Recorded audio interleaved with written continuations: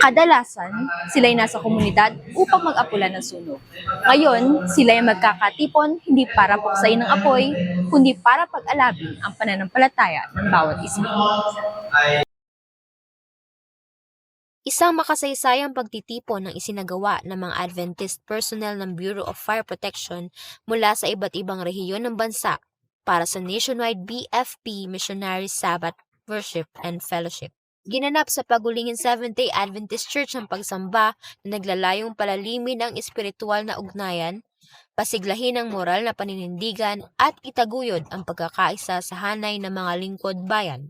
Nagbigay liwanag ang temang Faith on Fire, Trusting God in the midst of danger and uncertainty, kung saan ibinahagi ng mga misyonero ang kanilang mga patotoo mula sa mga kwento ng pag-asa at karanasan bilang bahagi ng BFP. Paano tayo mag-stand out as an Adventist? And how can we help yung ating mga senior officer na pati yung ibang kasama namin na senior and junior officers na paano sila mapapalapit sa Panginoon? Kaya isa sa mga ginagawa namin na program is meron kaming book giving, yung ating mga libro na End Times Truth, yung health natin na libro, yung mga pamphlet, Oras ng Katotohanan, yan, pinamimigay natin yan, nireregalo natin sa kanila. Tapos yung isa nating focus pa is yung outside naman. Since meron tayong meron naman kaming sweldo, meron kaming income, how can we help at least help the church and help other people? So, tulad binigit ko kanina, nagkakaroon kami ng monthly contribution or minsan special contribution, mas malaki doon sa kung magkano gusto mo.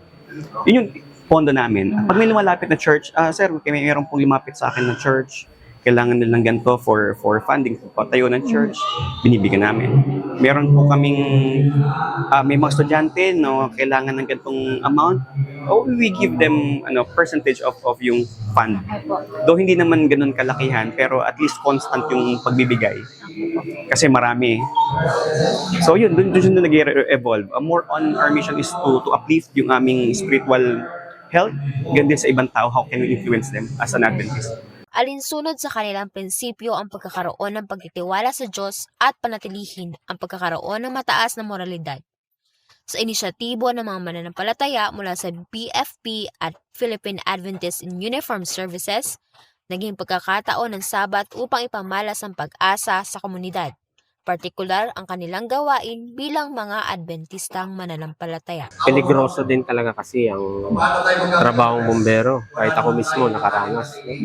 Ito yung mga pagkakataon na maririnig mo din yung mga i-rescue mo, tumatawag sa Diyos, tapos tinatawag din ng bumbero.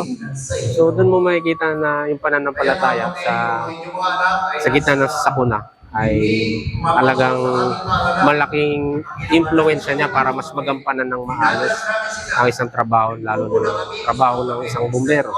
At yun din, kaya Faith on Fire, kasi masaya kami sa BFP, kami mga Adventist, kasi sinusuportahan ng Bureau yung religious practices natin, no, bilang mga Adventist. Kaya meron din tayo naging nationwide na memo na mga Adventist ay ni-encourage umattend dito sa ating fellowship.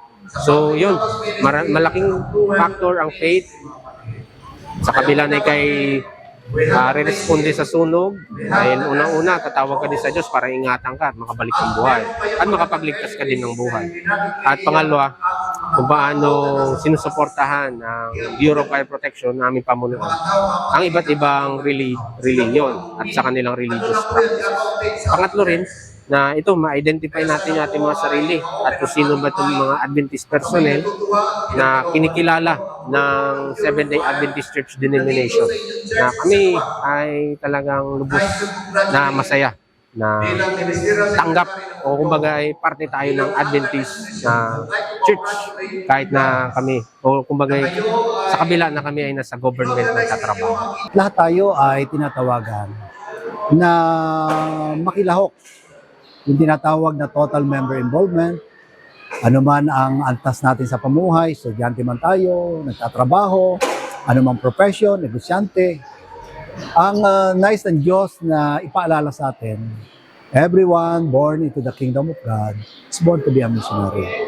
And somehow, sa mga maliliit na kaya natin, let's always find opportunity paano natin may pakikilala si Kristo sa mga taong nakakasalamuhan natin. Ating patuloy na ipanalangin ang gawain ng mga misyonero sa iba't ibang bahagi ng serbisyo upang maipamalas hindi lang ang apoy ng pananampalataya ng bawat isa, kundi maitanyag ang nag-iisang pinagmula ng liwanag na ito. Layuning maghatid ng balitang may dalang pag-asa, ako si Desiree Fabiala, nag-uulat para sa The Lamb News.